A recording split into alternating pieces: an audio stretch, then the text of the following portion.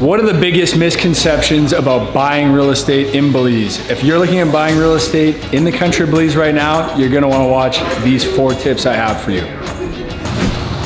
Starting at number 1, there is no formal MLS in Belize. This is a question we get a lot. You might go online and see Belize MLS or search for a multiple listing service, but we do not have one in the country of Belize. So when you do see those, typically what you're looking at is someone that's just compiled a bunch of listings, and generally they are going to be outdated.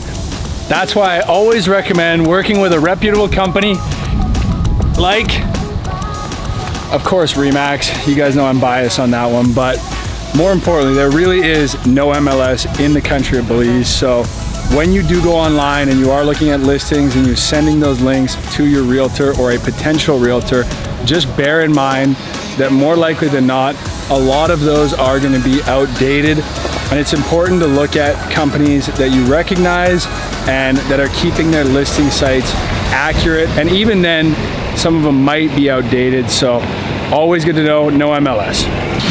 Number 2 is financing in Belize, and this is a question that we get all the time.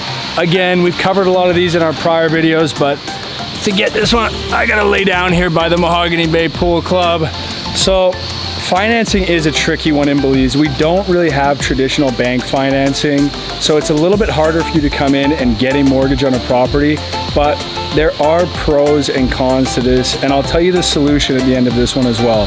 So the biggest con, I would say, obviously, I think it's pretty obvious.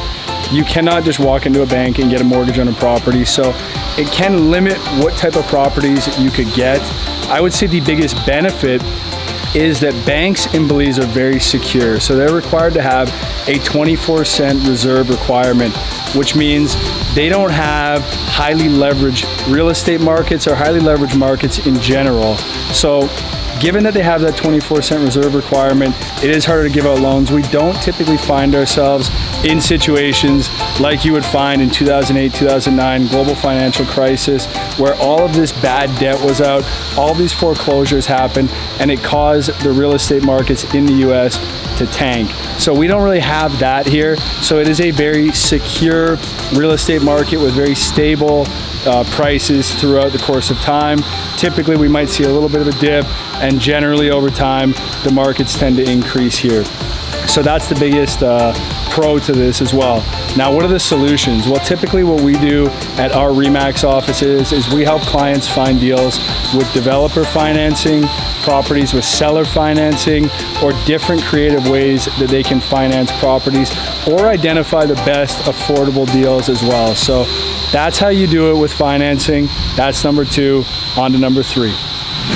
So number 3, do you need status in Belize? Residency, a work permit, citizenship to own property, and this is a pretty simple one. You do not. Foreigners can own property, clear title, so there's no difference between a local owning a property or a foreigner.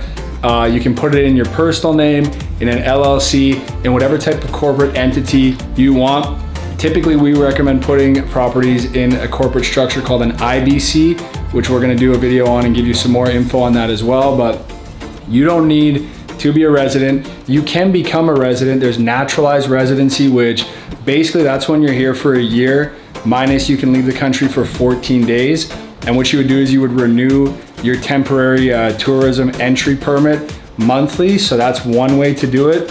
I believe the fee is $200 per month, or the other way is the temporary investment residency program, which if you invest $250,000 into the country of Belize, you can qualify for that temporary residency program. So those are the 2 ways. After 5 years of being a resident, you can become a citizen, but you don't need to do it to own property. That's number 3.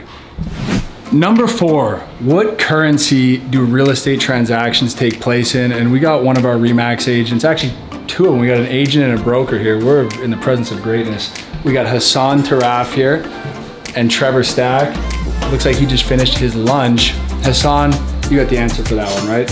Yeah, all real estate transactions here occur in USD, so it's always a great asset, obviously, in a foreign market to hold your real estate assets in US dollars. Absolutely true. We're gonna go in and tap in with Mr. Trevor here before we tap out of this video. I agree with everything that both of these fine gentlemen have said. Awesome, good stuff. So guys, 4 of the biggest questions that we get about investing in Belize real estate. It's another beautiful day here at Remax Belize. If you have any questions about investing in Belize real estate, my email will be up there. If you want to chat about anything Belize related, just reach out to me. And as always, guys, we will see you in the next video. And Robert, tell them one time. Hope to see you in paradise soon. Bang, my guy nailed it.